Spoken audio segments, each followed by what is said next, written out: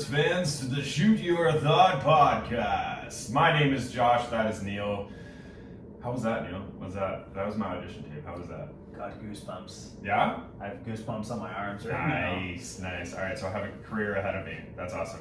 All right, we got a fun show for you guys today. We're going to talk the Toronto Blue Jays, the new and improved Toronto Blue Jays, back home and cleaning up. We're going to talk Lionel Messi and the late change of career. Oh, Barcelona. And we're going to talk that I'm not gonna get into it right now, but Goran Dragic coming over to Toronto and saying some things. And then we're going to talk a preview of next week's show, because next week we're going to be getting into fantasy football. And we're going to do a mock draft. So on this episode, we're going to give our sleepers. But let's talk about the Toronto Blue Jays. Neil, have you been to a game yet? You haven't been to a game yet, have you? Not since they've relocated back home. No. Relocated for the third time, actually, this year. Yeah, for the third time. This team has underperformed up until they got home. Now we're finally seeing the true Toronto Blue Jays. They're in their comfort zone. They're, excited. They're motivated. They're hitting their stride right now at the right time, Josh. I don't know if you saw, but I think our PR department posted on our Instagram story that just like a quote from one of our episodes about how we were going to see a rejuvenated Blue Jays team. Our PR department? Our PR department has one individual. Our PR department, yeah. His name is also Josh. Well, he's a genius, and he actually said on episode 28, I believe, that we were going to see a rejuvenated Blue Jays team. And we are seeing a rejuvenated Blue Jays team. This team is so excited to be home. We're seeing it. We're seeing it in that the video that was posted on our story about just George Springer hitting a home run and his reaction to the fans and to the dugout. It was the bottom of the eighth, and that was they were behind the whole game. They were down 9. I think it was 9-8 at the moment. Or maybe it was they were down 9-8. Something like that. And they were clawing back in that game, and I think that game symbolizes what the Blue Jays have been doing over the last month or so. Mm-hmm. The Blue Jays have been competing. The Blue Jays have been, coming up clutch in clutch situations. The bullpen is still a question mark, and probably will be for the rest of the season. We're getting to it though. It's on the mend. Let's say Injuries just continue to derail this Blue Jays team, but holy fuck, George Springer. Obviously he started off the season on the IR. He's battled multiple injuries throughout the season. He came back and he went back on the IL. But he's finally looking healthy, and he's finally hitting his stride for, the contract that the Blue Jays gave him in the offseason. He's starting to finally pay dividends for that. Well, this is why he signed in Toronto, right? This is why he wanted to come to Toronto. I mean, mind you, we paid him more than other teams would have, but he was excited to play in front of Toronto fans, and he's finally getting to play in front of Toronto fans, and we're seeing the George Springer of old, Mm-hmm. What do you think happens here in the next couple months? Because there's still 2.5 games out of a wild card spot. There's still 7 games behind Tampa Bay now for the AL East lead. Yes. But this is a fucking 4-team race now in the East. 100%. I think the Orioles are like 30 games back of Tampa. So. And all 4 teams are quality teams. The Yankees rebuffed their team, adding guys like Rizzo at the deadline. They retooled their entire team. The Tampa Bay Rays added Nelson Cruz. Mm-hmm. These teams got better as well, at the same time that the Jays were getting better. The AL East is definitely the most competitive division in the league, I'd say. And that's been the case for the past few years now. We have no more games against Boston.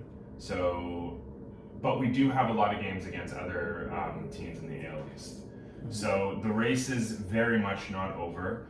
The fact that here's my opinion. I think the 2 wild card positions in the American League are going to be both from the AL East. That's your prediction. So if you're predicting 3 teams make it out of the AL East. Yes. Because a maximum of 3 can make it out. Can make it out. So you're bumping out Oakland. You don't think Oakland, who is now in a wild card spot, you don't think they'll compete for a wild card spot? I think it's going to be 2 AL East teams in the wild card. It's going to be an exciting race for the playoffs. And how fun is that game going to be, that wild card game? I hate the fact that it's just one game. I do it's too. Do or die. I do too. I would like to see like a little mini series, maybe or even a double header. Or I guess you can't really do a double header, but at least a 3-game series, like a weekend series.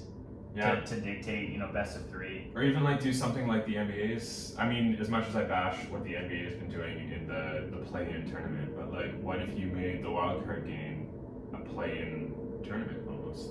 You know what I mean? Maybe include a 3rd team in there.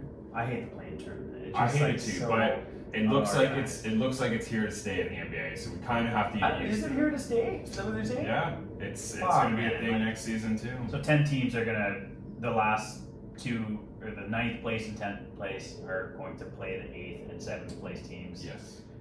That's just so dumb. It's stupid.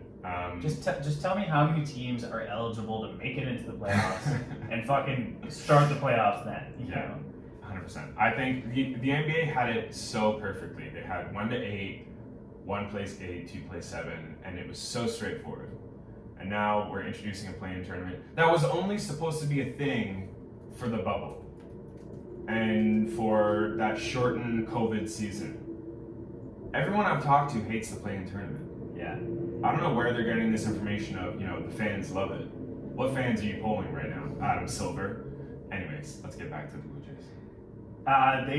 They're cemented their fate here at the deadline, giving up a lot to acquire Jose Barrios, and he's looked every part of the ace that they acquired. They still have him for another year next year under contract. But holy fuck, did you see Alek Manoah's performance last night? 11 strikeouts, which is a rookie record. Kid's got fucking ice in his veins every time he goes out there. I still remember his first game against the Yankees where he played that first half of a doubleheader. Yeah. He pitched 6 innings, shut out the Yankees at Yankee Stadium. Yeah. We've got, he is the pitcher that we thought Nate Pearson was going to be. 100%. How about that? He doesn't throw the same gas that Nate Pearson does, and that's probably a good thing because he doesn't gas himself out. Longevity for his arm is probably going to be better. He's only 23, and he's already overmatching and overpowering a lot of these top tier AL teams, which is fucking crazy. And he's fitting into this lineup so perfectly. I mean, the rotation, yes. On paper, yes.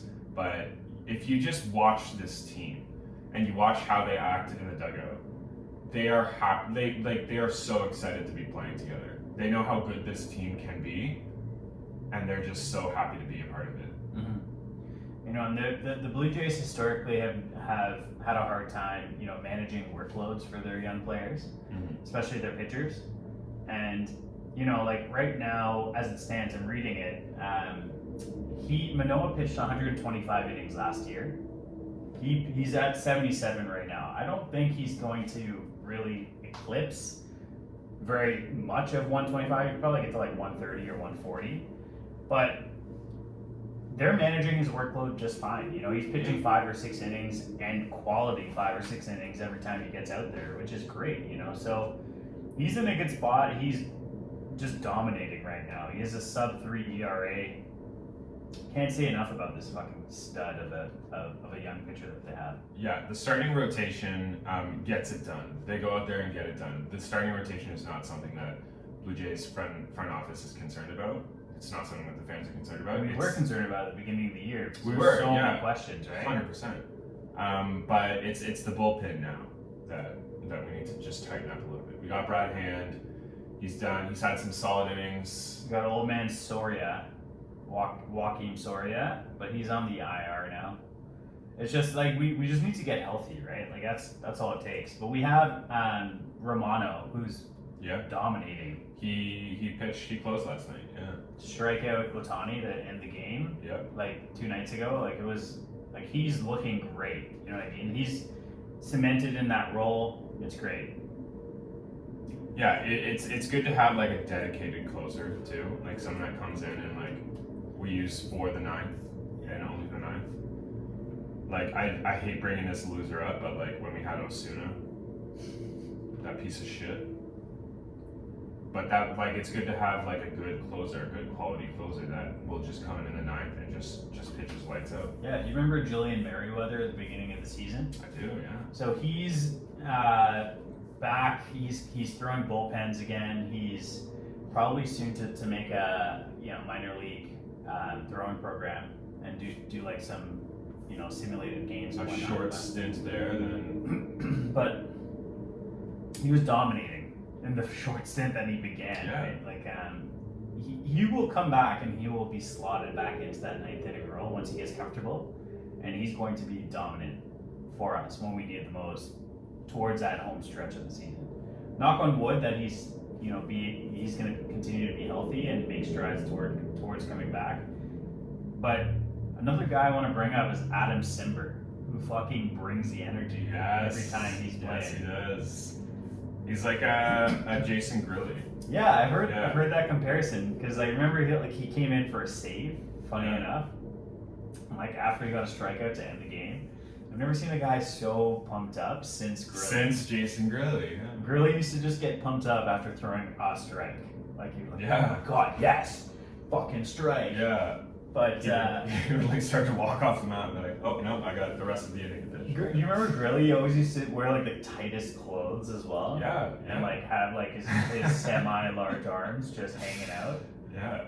And He was. Is he still playing? So we need to find Jason Grilly in this world right now. I don't know. I heard that he might have retired, but he's probably opening up his own like barbecue grill shop somewhere. his own Grilly's Grills. That was his thing. Yeah, fire up the grill. Let's get Jason Grilly. But yeah, no. This. What's your prediction, Neil? You asked me my prediction, but for the Jays finish in this season, where do you think they're going to finish? With the competition that they have in the AL East, it's going to be really tight. I can see them finishing probably the second wild card spot. My only hope is that they can try over the next 2 weeks to bridge the gap, but the way the Yankees are winning, they're on the same parallel path that the Blue Jays are. In the last 10 games, the Yankees are 7-3, Jays are 8-2. But yeah, that's the the thing. Yankees are winning with ease right now. Yeah. They're finding pitching. Their schedule's pretty easy as well right now, so they're rolling over teams pretty easily. I just they're in the same mentality where they haven't been to the playoffs and had success in so long, and they've made all these moves at the deadline to show us, hey, we're serious about the playoffs. We're gonna get there and we're gonna win. So that's my only fear is that Tampa Bay and Boston are already in a comfortable position where they have games in hand. Blue Jays and Yankees are fighting for a playoff spot right now, so Blue Jays just need to continue to put games together, put wins together, and make a run here for that last playoff spot. Yeah, I mean, if you look at the standings, you see that the Jays are winning these games. Yeah. But their games back number is not going down. Yeah. Which is, and the reason for that, like you just talked about, is that all teams in the AL East are winning at the same time the Jays are winning. So it's hard to catch those teams when they're all winning at the same time. That's it, right? So I think they definitely, like wild card, I think they can make. I think that's very doable. And that's going to be a hell of a wild card game. But the Jays have been there before. The Jays have made the wild card game before.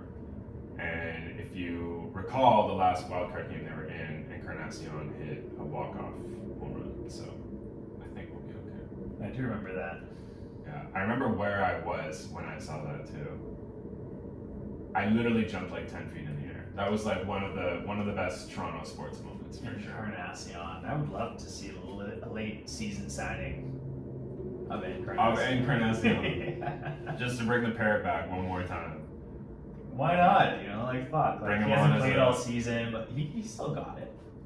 He's only one season removed. He played last year. Yeah, he did. But so did Bautista. Did Bautista play? He played last year. My God, someone get Encarnacion signed. Wherever you are, Encarnacion. Bring him I in. know you're listening. We want you back. Of We course want he's you back. We want you back, Edwin. Yeah, I know he's watching. He's watching on our YouTube channel right now. Fucking We're gonna sign you. We're gonna bring you on as a pinch hitter. miss that guy. Miss the parrot. Yeah, those were the good days of like the 2015 like Blue Jays. Yeah. He's walking the parrot. And they slowly started to, for whatever reason, we decided to rebuild that team the next season. Or no, I think 2017 is when we started to rebuild. And then obviously last season we made the playoffs and we weren't supposed to. And the whole hashtag was, why not, right? Mm-hmm. Like, we're not supposed to be in the playoffs, but why not? Why not? Let's give it a go. And so this season, like, this is the time to bet on the Blue Jays. I think if you look at this rejuvenated team To win the World Series. to win the World, Put some money down, man. I'd be willing to put some money down on the Blue Jays winning the World Series. The Blue Jays. I'd be willing to, honestly. Well, if you get this team in a postseason, this team and the connections that they have, this team that's able to work together and like pump each other up as much as they are. Kind of reminiscent of the 2015 Jays. Yeah, 100%. Yeah. 100%. They just need to. We need the other AL East teams to start losing. Yeah. That's all we need. The Jays are doing their job. They're doing their part. We just we need to eye Tanya some other members of the Yankees or the Red Sox or the Rays. All right, should we move on to some more big news around the world right now? More big news. Probably the biggest news. Now that the Olympics are done and over with, and now that the only sport relevant is baseball. I know football preseason is starting. Mm-hmm. With some news out of Europe. Well, yeah, we got some. Pretty much all the European leagues are starting either this weekend or next weekend. Yeah. We got the Premier League starting this weekend.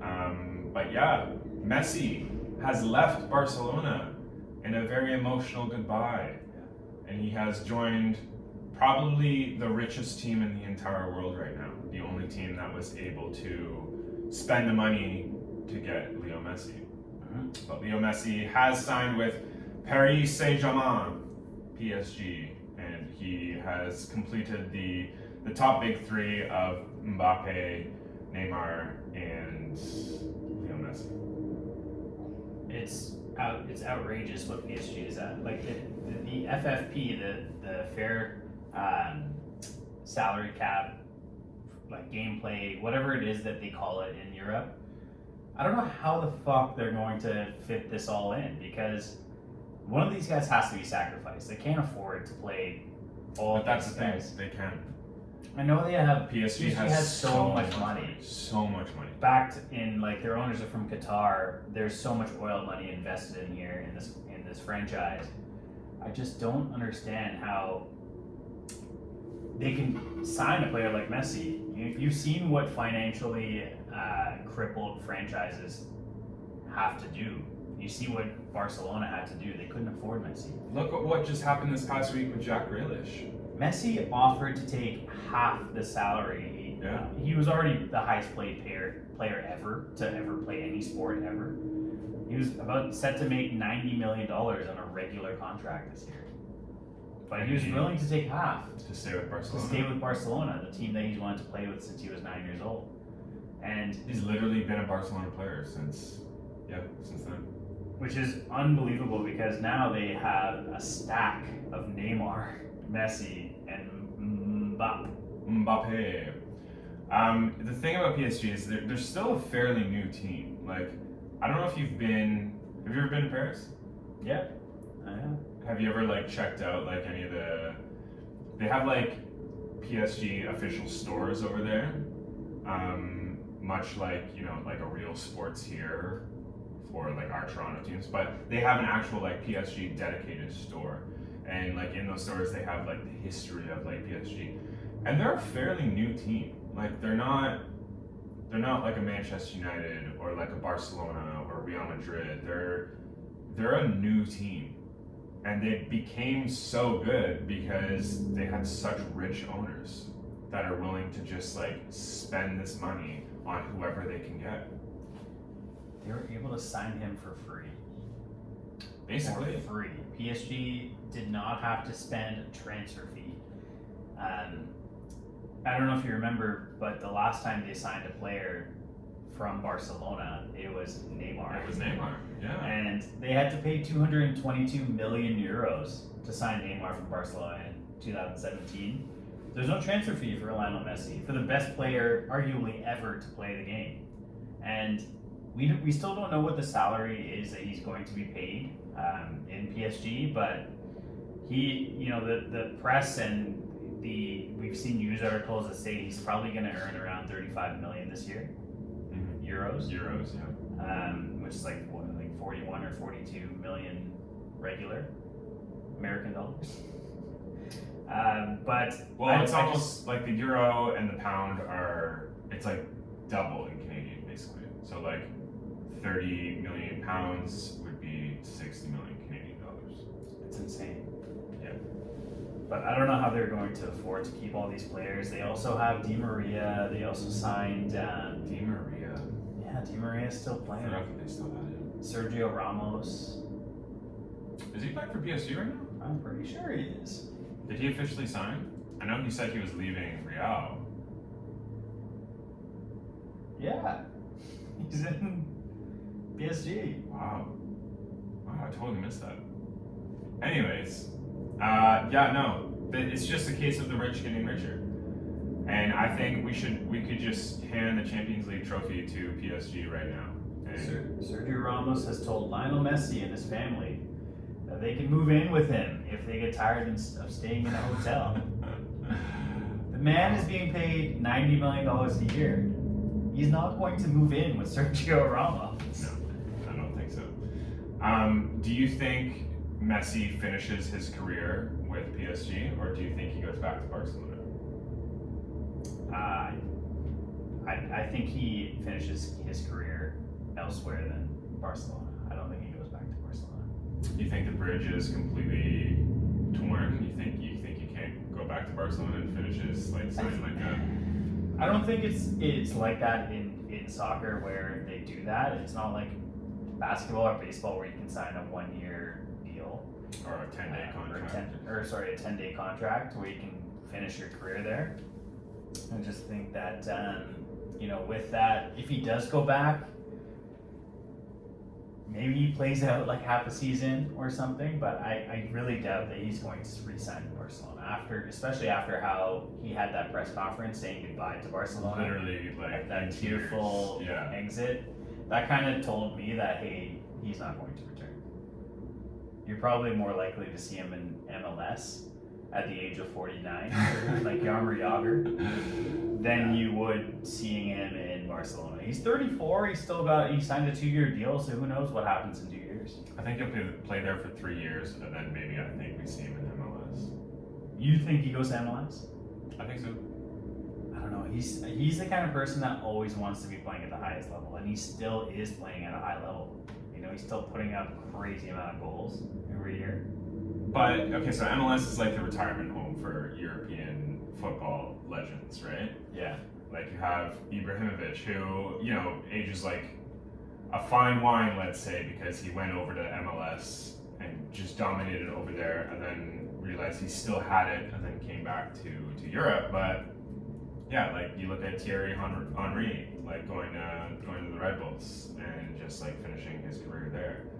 Like when you're falling off in a European football league, you can go to MLS and become relevant again, and that's basically what these players do.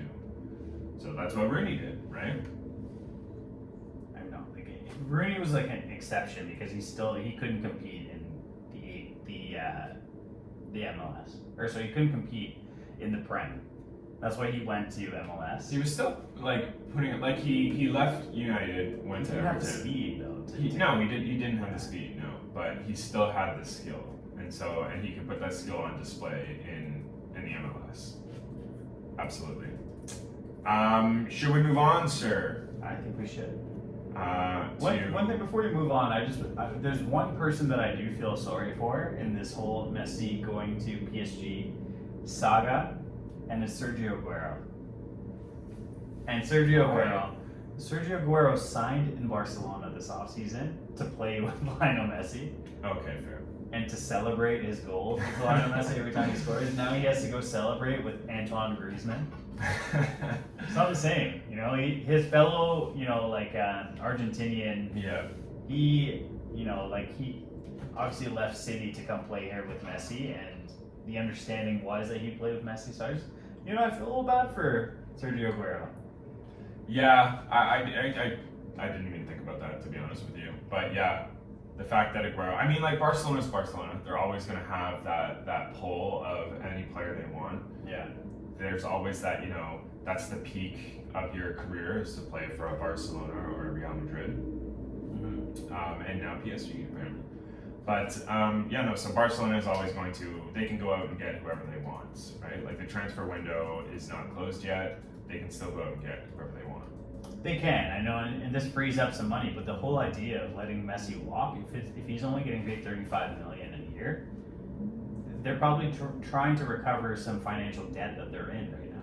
Well, I mean, maybe part of the reason they let Messi walk was because there was still some animosity there. Like, this Messi saga has been going on for quite a while now, right? Mm-hmm. And we've seen, obviously, like, Messi come out and say that he doesn't want to play for Barcelona anymore. He doesn't like the way the team's ownership is going, the way the management is going. Yeah. So, like, this, obviously, it's not just as black and white as it may seem. Yeah. There's obviously something else there that's happening behind closed doors.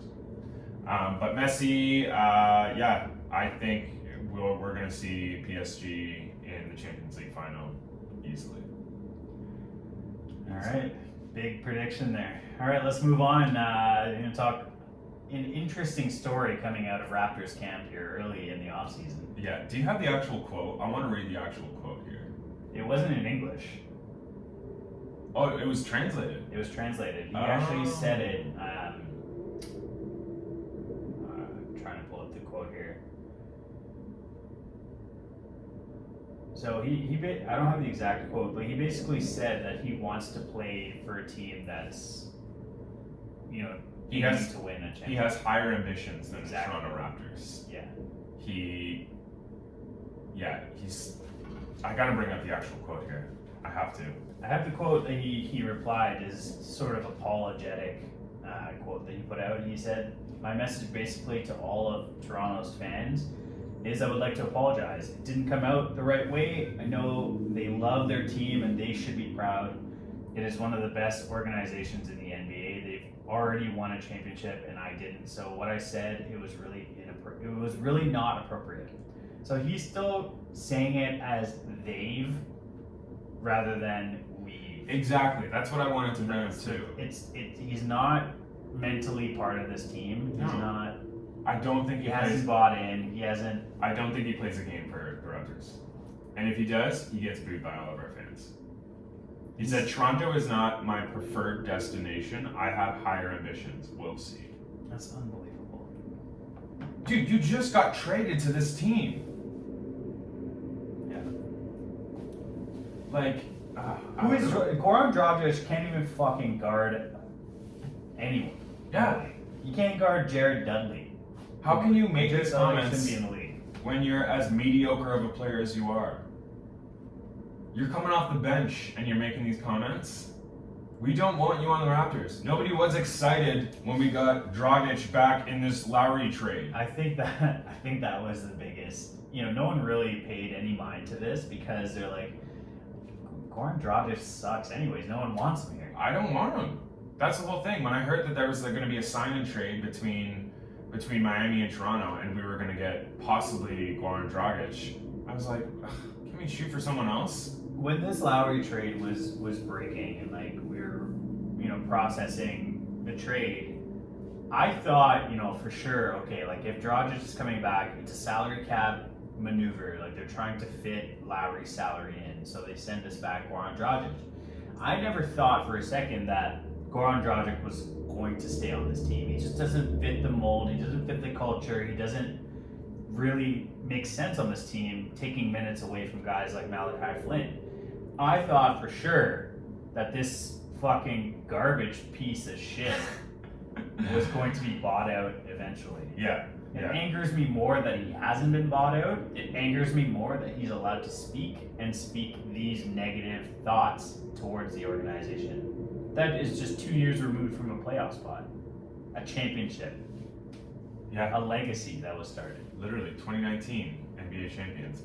I'm used to the narrative of everyone saying, oh, no one wants to play in Toronto. Like we just saw arenas last week talk about, oh, we're gonna count that championship. Mm-hmm. Like we posted that on our page. That's a whole nother thing. But like I'm used to the narrative of people saying like, oh, the Raptors are in Canada, so they don't really count as an NBA team. Mm-hmm. Well, this not real NBA team just won an NBA championship. So yeah, I mean, Dragic is from Slovenia. I'm hearing some rumblings around the league that Dallas could be in play here to play with his fellow countryman, yes, Luka Doncic. There's a possible trade There between is. the Raptors and the Mavs. There's a possible trade there. I feel like him coming out and saying these things about the fact like he doesn't want to play for the Raptors only lowers his value, his trade value. He definitely wants to play with Luka Doncic. The Raptors could find an easy way out here and just release him or buy him out. He could just sign there. But I think we just re-signed our boy Masai. Yeah, So we did. I feel like Yeah, we did. right now we just have some trust in Masai. He's going to get dealt one way or another. Hopefully we can get something back for him, whether it's a fucking piece of toast or not. We're gonna get something back for him here. See, that's the thing. Now that Dragic has come out and said that he doesn't want to play for Toronto, teams are like, okay, obviously Toronto doesn't want him there either, so we can offer something lower. Mm-hmm. So to play off of your point, yes, exactly. This lowers his value on the trade market. But as soon as these comments went public, I'm sure Masai was on the phone with Bobby saying, all right, let's get this guy the fuck out of here. Yeah, I mean, like that. He's never going to play a game for the Raptors. Josh, Never. he just doesn't fit the Raptors mold right now. The Raptors consist mostly of like mid 20-year-old age players or younger. I feel like rather than being a bench player in Toronto, in terms of Dallas, he could slot right into their starting lineup over there, right beside Doncic, right beside Tim Hardaway Jr. The Raptors could get two guys back from Dallas for Dragic. They can get Two younger guys. Yeah. Dwight Powell, who's playing the power forward role, and they can get Willie Cauley-Stein. A couple bigs there that we need. We need some size up front because goddamn, Chris Boucher, put on some arm weight now. Oh my God. I love that was the promo clip that was chosen. Yeah. For that episode. But put on some weight, Chris Boucher. it's a 2x4. But yeah, no. You look at the complete opposite of Dragic and Ken Birch, who just re-signed in Toronto, and you look at his comments about after he re-signed. He said, "I knew right away this is where I want to be. I don't even know what other teams were interested in me. This is where I want to be. This is home." That's the player we want. That's the player that's going to get cheered when he gets announced as part of the starting lineup in Toronto when we eventually get fans back. I think Toronto management wants Dragic to play for Toronto. No. I think they do. Why? I think in some sort of rotation, having a veteran to really help develop some of these young guys is important. It is. Especially with a young player like Malachi Flynn. I remember seeing a situation like this. It was about 10 years ago when the Raptors made a similar deal to this where they got Peja Stojakovic back. Mm-hmm. And Peja did not want to play Well, for the Raptors weren't the team then. and he was bought out. Peja was bought out. Obviously the Raptors were a lot different back then. Yeah, they're a lot different of a team. But the scenario where Peja didn't want to play for Toronto is the same scenario that Dragic may have gone back on what he said, but he said that emotionally. He said that regardless of whether he was wearing a Heat shirt still when he said that. Really? He's still wearing a Miami Heat shirt. I don't know. What do the Raptors have to do to become part of a conversation? We see Stephen A. Smith. We have to stop paying taxes. So that's we have the to bottom stop. line. Yeah, Players don't honestly. want to come to Toronto because they make less money. Keep that in mind. And if you're playing somewhere in Miami, you're not paying taxes. You're not paying taxes, no. And also, players complain about having to cross the border and all that fun you're stuff. you're in a new country. Like, there's a lot of factors in here that some players who historically, especially like for a guy like Dragic, who's lived probably his entire 14-year career in Miami, for him to go from sunny Miami to a cold, and the season will be a cold Toronto winter. Okay, yeah, but look at the weather right now in Toronto. We're at fucking 35 He doesn't have to degrees. come here right now, though. When does the season start? Ugh. I'm not trying to make a case against Toronto. I'm just saying he's probably so caught up in living that Miami lifestyle that he doesn't understand this move to Toronto, especially being from Slovenia and barely able to speak English. Go fuck yourself, man. Yeah, I don't think he plays a game for the Raptors, but Yeah. we will see. Just have all Canadians play for the Raptors. Let's get every Canadian league. Do you realize- Jamal Murray, if we get, oh my god, if we got Just get every Canadian. Let's just have Team Canada Team in Canada Toronto. as Team 6. Yeah, I'm all for it. Andrew Wiggins. Andrew Wiggins. Kelly As much shit as Olynyk. you talk about Andrew Wiggins, you want him on the Raptors. Kelly Olynyk. Wow. Let's get them all here. Just Chris Boucher, put on some weight, but you can stick around. Every time you mention his name, you have to say that. Of course. Should we move on? Let's move on. Let's move on. So next week we're gonna do our fantasy football mock draft because the season is vastly approaching. Vastly. I don't know. I haven't had a coffee yet today. But we're going to preview next week's episode by giving you 2 sleepers, 2 from Neil and 2 from myself, of who are basically going to get overlooked in your fantasy drafts. Players that, in our opinion, should not be overlooked in your fantasy drafts. So if these players are still on the table in the later rounds, definitely pick them up. Neil, do you want to start us off? Yeah, this is a preview. Next week we're gonna take a deeper It's dive. a preview for sure. Yeah, but yeah. I know, and you asked me this pre-show here, and I was like, fuck, I don't want to give away any of my insight. I'm in a fucking fantasy league with you. Yeah, exactly. And I talk a whole lot of shit, about it. So we actually, Josh wanted to bring up on the show that I was the last person to pay my buy-in. I was going to bring that up. Yes. And they're out of our 10-person league that I'm the commissioner out of. What was my reasoning, Josh? Your reasoning, Neil, was that you said you're going to be getting that money back. So there's no points in giving me the money. But why send the money for a buy-in when I'm winning this league and it's coming right back to me? Anyways, we will continue to keep. Neither here nor there. Let's get into the sleepers here, though. All right, start us off, Neil. Who's your first sleeper? My first sleeper is someone who hasn't even been named the starter yet on their team. And there's a lot of drama surrounding this team after the departure of perhaps one of the greatest quarterbacks of all time. If you say Teddy Bridgewater. Teddy Bridgewater is not one of the greatest quarterbacks of all time. Okay, yeah, I jumped it before you actually said that. I was referring to one Drew Brees.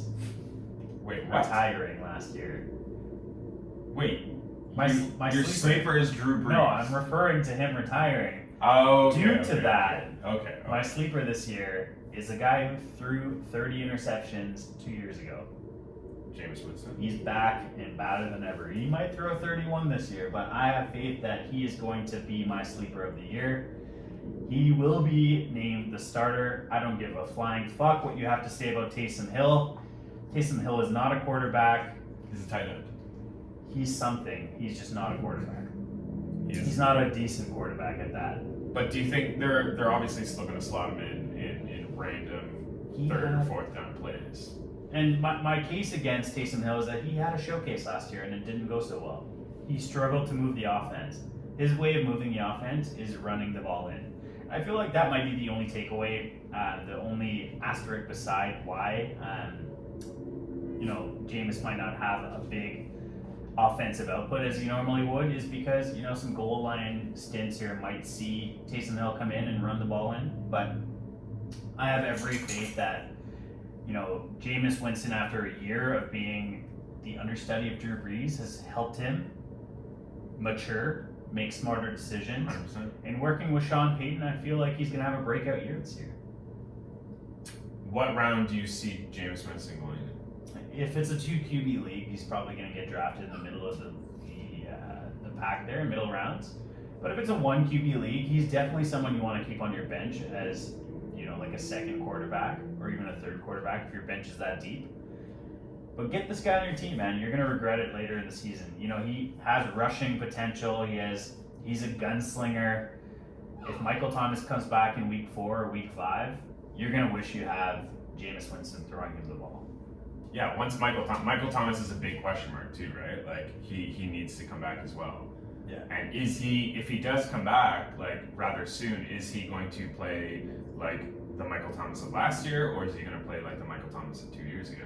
Because last year, I don't know what the fuck that was, but like that was not He was Michael playing Thomas. injured last year. He finally got surgery. He's recovering from his surgery right now. He'll be back. First couple weeks of the season, he'll be back. All right, you heard it here first. Who do you got? My first sleeper is only rostered in 33% of Yahoo leagues right now, and that's Jamison Crowder. Jamison Crowder is, I know he's the number 1 wide receiver right now, but he's on the New York Jets. And obviously, people are always wary of taking anyone from the New York Jets because they're the New York Jets. But Jamison Crowder is going to be getting, all of the targets. Crowder will be seeing the majority of the targets. And he is a good wide receiver. He's going to find the end zone. Yeah. If he's still available in the later rounds of your draft, pick up Jamison Crowder. Even if you have to keep him on your bench, take him away from someone else. Good call. He did carry that offense last year. This is a very rejuvenated offense, though. They have Zach Wilson that they drafted very early in the draft this year. They drafted Elijah Moore, who could be a stud, and they also had a huge signing this year. You might go underrated, but in my opinion, it's a huge signing Corey Davis. Yeah. From Tennessee. Exactly. Corey Davis isn't that far removed from being known as a very highly touted prospect, a wide receiver prospect. So, I don't know. Denzel Mims is still there. They got a lot of good receivers on this team, so I hope you're right. Jamison Crowder's the guy that's going to be playing that slot role. Yeah, 100%. So keep soaking up those targets. And especially if you're in a PPR league, you want Jamison Crowder on your team. Who's your second sleeper, Neil? I'm gonna go running back here. I love everyone every single season is looking for a breakout running back. That's just what they do. Yeah, of course. Running back are Aside from the first round where all the studs go, first couple rounds. It's usually in the first round. It's solid running backs. You're looking for a breakout running back in the middle of the pack who's probably going to end up being a top 10 running back. Every draft is looking for this. You know what I mean? So my guy who I shouldn't be sleeping on, but my sleeper this year is Mike Davis. Interesting. He's underrated. We saw what he did last year when Christian McCaffrey went down in Carolina. He was a fucking beast. But if Christian McCaffrey is healthy throughout the entire season, would you still consider him a sleeper? 100%. He's in Atlanta now. So he's you got traded. Okay, never mind. He's the bona fide number 1 in Atlanta. Well, Atlanta doesn't have Todd Gurley anymore, so they need a running back. So with him being in Atlanta now, I feel he is going to end up as a top 10 rusher. You think so? Right? Top 10. He's gonna have a heavy workload. I feel like with the fact he has to, yeah. Because they lost Julio Jones. With the fact that they lost Julio Jones, they drafted Kyle Pitts, who's a stud tight end. Calvin Ridley's probably going to take a step forward. Russell Gage is probably going to take a step forward. But Matt Ryan is getting older. Matt Ryan has been getting older for the past 6, 7, 8, 9 years. He's getting older, and the reason I'm bringing that up is that he's not going to continue being the gunslinger that he's had to be year after year. And I feel like this offense might actually be better without Julio this year. It's a little bit more well-rounded. You think so, man? It's just going to be a little bit more dynamic in the fact that it's a little bit more well-rounded. And I feel like Mike Davis might be the centerpiece of that.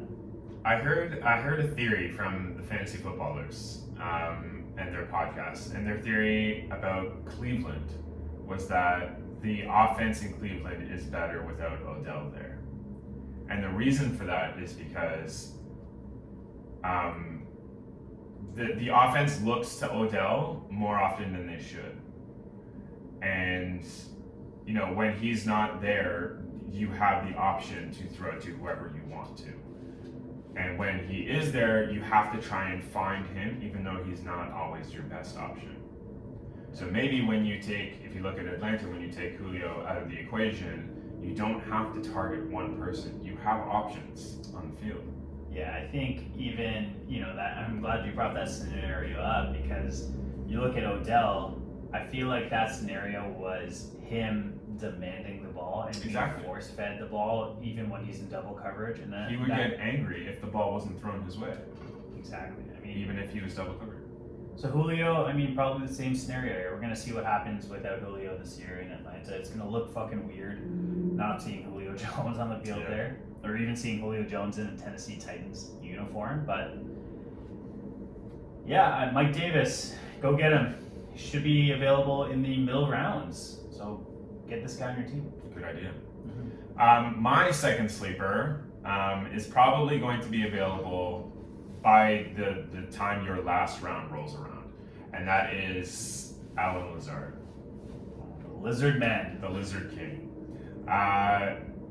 He lit it up. He was injured for a lot of last season, but so was Devontae Adams. Devontae Adams in Green Bay was out for but a few games of last season. Allen Lazard was lighting it up. And you still have Aaron Rodgers as your starting quarterback. Aaron Rodgers is still the gunslinger, and he's still going to be throwing those 40-yard lobs. And Allen Lazard was catching those lobs. So Allen Lazard is only rostered right now in 7% of Yahoo leagues. 7%. That's it. If he is available, and looking at that number of 7%, he will be available, I think he is a decent sleeper to go and pick up. 100%. I'll make sure I draft him before you do. Oh my gosh. We will, we're going to have, after our actual draft, we're going to have the shit talking on this episode for sure. All right, we'll get more into it next week. We'll talk a little bit more fantasy football with the season only weeks away. Let's fucking give you the advice you need to win your leagues. Absolutely. But that is it for this episode. Thank you so much for tuning in. My name's Neil. My name's John. You guys have a good week. Cool. 47 minutes. I love that. Yeah, I don't know.